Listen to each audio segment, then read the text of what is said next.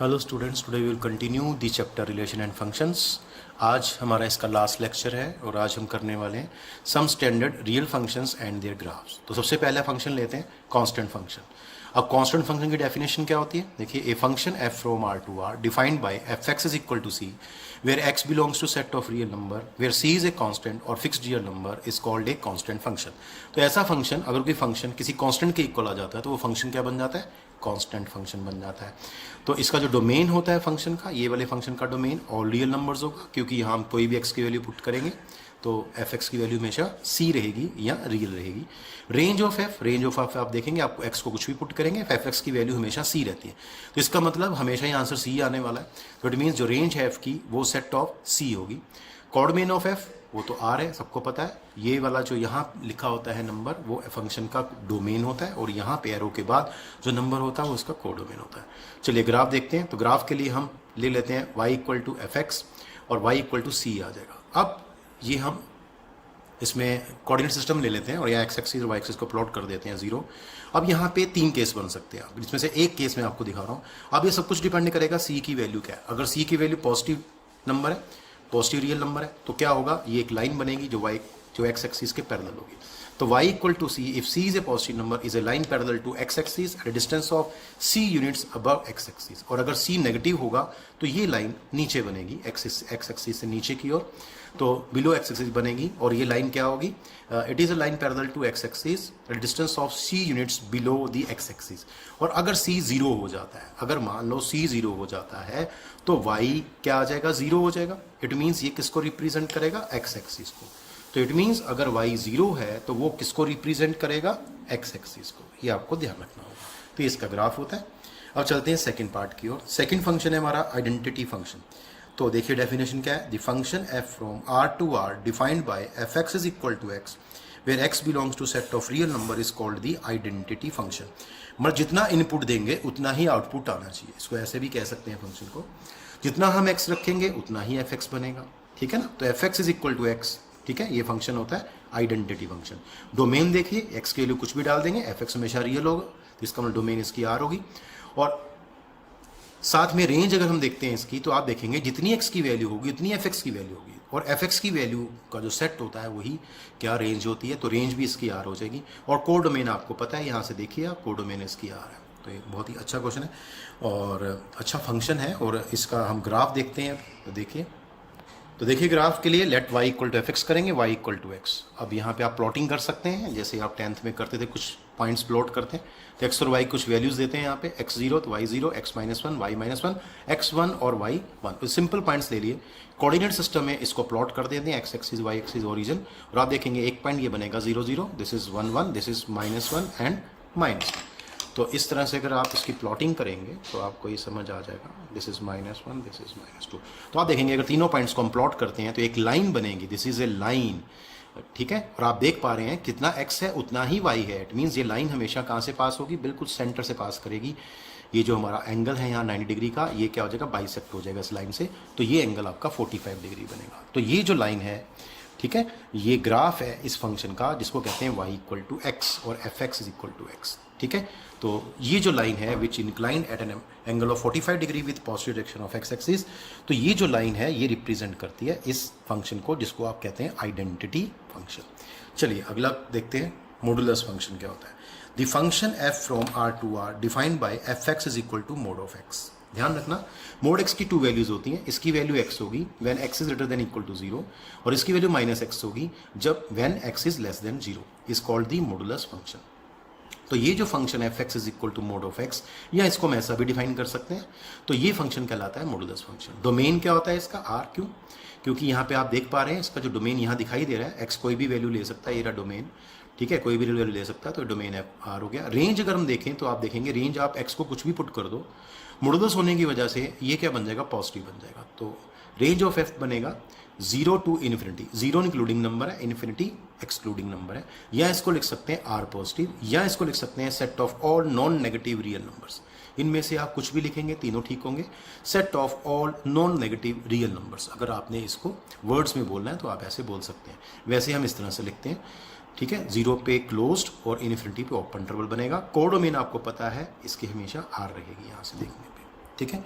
तो अब इसका ग्राफ ट्रेस करने जा रहे हैं। देखिए चलिए इसका ग्राफ देखते हैं, बहुत ही इंपॉर्टेंट ग्राफ है इस तरह का।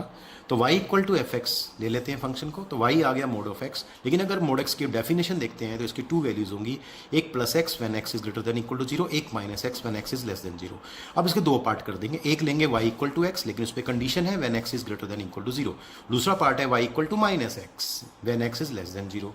अब इसका टेबल बना लेते हैं, जैसे x की वैल्यू 0 या 0 से ज़्यादा लेनी होगी तो 0 1 2 लेते हैं, कॉरस्पॉन्डिंग y की वैल्यू भी 0 1 2 आ जाएंगी। यहाँ पे x की वैल्यू लेस देन 0 लेनी है, ठीक है। तो लेस देन 0 क्या ले सकते हैं, -1 -2 -3, तो कॉरस्पॉन्डिंग वैल्यू क्या बनेगी 1 2 3।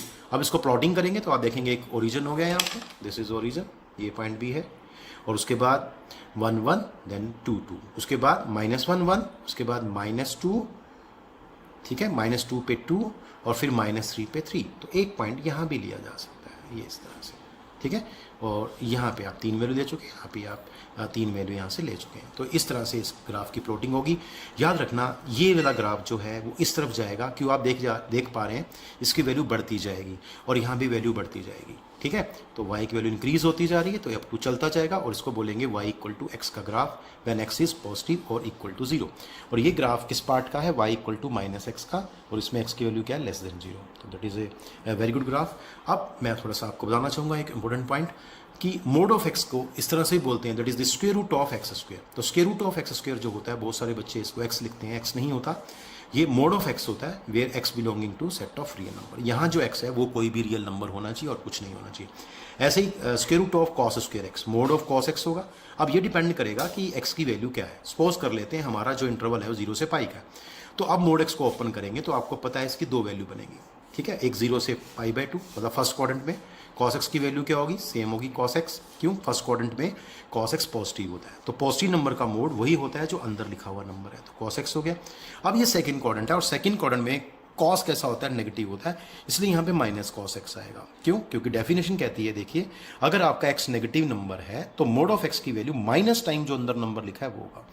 तो इसका मतलब क्योंकि आपका cos नेगेटिव है, ठीक है ना, इसमें cos नेगेटिव है, तो आंसर जो आएगा माइनस टाइम जो अंदर लिखा है उसका वो वाला टर्म आएगा आपके साथ। तो इस तरह से ये वैल्यूज आप डिफाइन भी कर सकते हैं। इसके बाद हमारे पास एक नेक्स्ट फंक्शन आता है जिसका नाम है सिग्नम फंक्शन। सिग्नम फंक्शन की डेफिनेशन क्या है, the function f from R to R defined by f x is equal to, ये देखिए ये करली ब्रैकेट है, हाफ लिखते हैं, इस साइड बंद नहीं करते इसको, इस तरफ ही लिखते हैं, ये कंबाइन करने के लिए होता है टर्म्स को। जैसे फंक्शन की टू वैल्यूज है, तो फर्स्ट वैल्यू है mod of x by x when x is not equal to 0, और सेकंड वैल्यू है 0 when x is equal to 0। इसको हम सॉल्व भी कर सकते हैं। आप देखेंगे मोड एक्स की टू वैल्यूज होती हैं, तो जब एक्स पॉजिटिव होगा तो ये वैल्यू एक्स होगी, तो एक्स से एक्स कैंसिल हो जाएगा, तो ये 1 आ जाएगा। दूसरी 0 दे ही रखी वैल्यू आपको, एक्स 0 पे एफ एक्स की वैल्यू 0 है। और तीसरी वैल्यू जब एक्स नेगेटिव होगा, देखो x नॉट इक्वल टू 0 के दो मतलब है, या तो x पॉजिटिव है या x नेगेटिव। अगर x नेगेटिव है तो मोड x की वैल्यू माइनस एक्स हो जाएगी, माइनस एक्स बाई एक्स -1 आएगा when x is less than 0। तो इस कॉल्ड दी सिग्नम फंक्शन। तो ये जो फंक्शन है इस तरह से डिफाइन किया गया, या ऐसा भी लिख सकते हैं, दोनों में से कोई एक फंक्शन लिखना आपको, इस कॉल्ड सिग्नम फंक्शन। तो एक स्टैंडर्ड फंक्शन है, इसको आप ऐसे ही लर्न करेंगे। अब इसका हम ग्राफ बनाने जा रहे हैं, देखिए इसका डोमेन लिखने जा रहे हैं। तो चलिए इसका डोमेन लिखते हैं, डोमेन ऑफ एफ ये आर रहेगी, आपको पता है। रेंज देखेंगे तो आप इसको रेंज को बड़े ध्यान से देखना होगा। देखिए यहाँ पे, तो यहाँ पे अगर हम इसकी बात करें सॉल्व करने के बाद जो ये फंक्शन बन रहा है, यहाँ एफ एक्स की वैल्यू क्या क्या हो सकती है, 1 0 और -1, बस ये 3 नंबर हो सकते हैं, 3 नंबर्स ही पॉसिबल है। तो इट मीन्स जो रेंज बनेगी वो सेट ऑफ 3 नंबर्स बनेगी। तो रेंज ऑफ एफ क्या बनेगा, सेट ऑफ 3 नंबर्स -1 0 और 1, और ये करली ब्रैकेट में क्लोज कर देंगे क्योंकि सेट है। कोडोमेन ऑफ एफ ये हमेशा आर होता है, आपको पता है, क्योंकि f from R to R define है। इसका अगर हम ग्राफ ट्रेस करें तो बहुत ही इंटरेस्टिंग ग्राफ है इसका। इसके लिए आपको फंक्शन को दोबारा पीछे से देखना पड़ेगा। तो देखिए फंक्शन क्या था, इसको हम y लेंगे, एक बार देख लेते हैं यहाँ पे। तो इसमें हमने इसको y ले लेंगे और इसको y लेने के बाद इस वैल्यू को हम प्लॉट करना चाहेंगे, ठीक है। तो देखिए यहाँ पे मैं आपको इस तरह से यहाँ पे दिखा देता हूँ। तो यहाँ पे जब ग्राफ आप बनाना चाहेंगे तो इसमें एक काम कर सकते हैं, इसमें हम लेट कर लेते हैं और y equal to F x ले लेते हैं, ठीक है। थोड़ा ज़्यादा क्लियर होगा आपको ऐसा लिखने से। तो y इक्वल टू यहाँ पे 3 वैल्यूज आएंगी, देखो फर्स्ट वैल्यू 1 थी और साथ में कंडीशन लगी थी व्हेन x क्या है ग्रेटर देन 0, सेकंड वैल्यू इसकी 0 थी व्हेन x इक्वल टू 0, और थर्ड वैल्यू इसकी -1 थी when x is less than 0। अब देखिए, अब यहाँ पे 3 वैल्यू आपके पास हैं फंक्शन की। तो y की देयर आर 3 वैल्यूज, y क्या है इक्वल टू 1, तो ये रहा, लेकिन कब, जब x की वैल्यू पॉजिटिव है। तो x की तो बहुत सारी वैल्यू पॉजिटिव होती हैं, तो आपने कहा जब x पॉजिटिव है, देखो x पॉजिटिव कहाँ है, इस तरफ होगा, तो y की वैल्यू 1 होगी, ठीक है। तो x की कोई भी वैल्यू हो, x की कोई भी वैल्यू हो, y की वैल्यू हमेशा 1 रहेगी, मतलब आपका डिस्टेंस मेंटेन रहेगा 1 1 1। तो इट मीन्स ये एक हाफ रे होगी, देखो हाफ रे टाइप होगा, और y equal to 1 when x is positive. तो ये आप ऊपर लिख देंगे, ये पार्ट आ गया पहला पार्ट इस ग्राफ का। लेकिन यहाँ पे ये देखो, यहाँ पे x नॉट इक्वल टू 0 है, तो इसका मतलब यहाँ पे ओपन सर्कल बनेगा, मतलब ये पॉइंट इंक्लूडिंग पॉइंट नहीं होगा, और पूरा ग्राफ इस तरह से बनेगा x एक्सिस के पैरेलल। तो ये हाफ रे कह सकते हैं।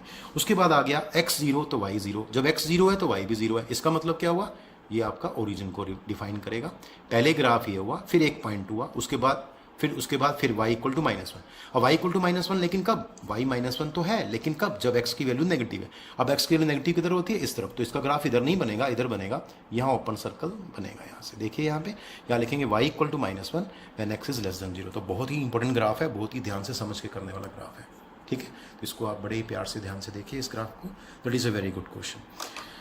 ये क्वेश्चन भी आ सकता है आपके एग्जाम में कि draw the graph of signum function and hence find domain, codomain and range of the function. तो ज़्यादातर तो रेंज आता है आपके एग्जाम में, तो इसका रेंज भी पूछ सकता है आपके एग्जाम में। तो इसका ग्राफ बनाएंगे, ग्राफ से पूरा क्लियर हो जाता है। आप देखेंगे यहाँ पे जो y की वैल्यू होती है, y की वैल्यू क्या है, एक 1, एक -1 और एक 0। तो यही आपका आंसर था। तो ग्राफ से भी हम रेंज को फाइंड कर सकते हैं, ठीक है।